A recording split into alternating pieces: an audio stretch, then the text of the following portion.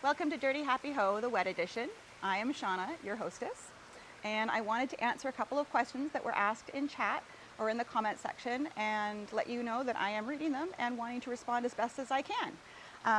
One of the questions was, how do you deal with algae? There are so many ways to deal with algae.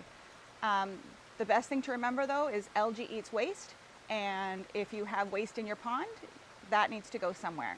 So increased filtration, using a UV light, having good circulation.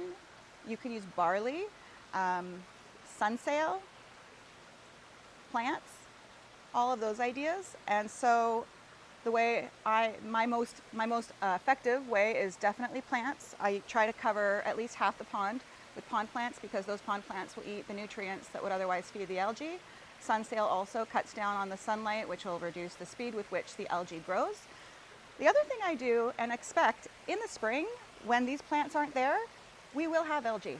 It is a natural process. It's the first thing that is in the pond that will eat the waste as your spring is turning back into summer. It's just kind of a cyclical thing after your pond has had its winterization. The other thing I do, you can't really see, but where you start in here, all up behind is a waterfall. I will walk up there and manually remove any large clumps of algae and just throw them to the side, and they go into my dirt, and I just kind of mix it in with the dirt and it gets consumed by my garden. So if there's any large amounts of algae, I'll pull those out.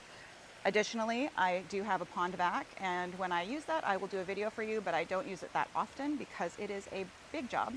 But really for regular maintenance, plants, filtration, like clean your pump, clean your sump, clean whatever filter you have a regular maintenance schedule. So for me, I try to clean my filter every couple of weeks and keep an eye on my sump, making sure that it's not clogged. Because if there is, I take that out and I rinse it out, put it back in to make sure it's catching all the waste. I really do love barley. I have barley tabs that I throw in, and that will actually eat up any kind of muck and help clear out the water. Also clay. Clay is one that you can use that will actually bind to the particles in the water and clean out the water a little bit more. So I will add links to all the types of things that I recommend, but that's a good starter if you're worried about algae. All right, thank you.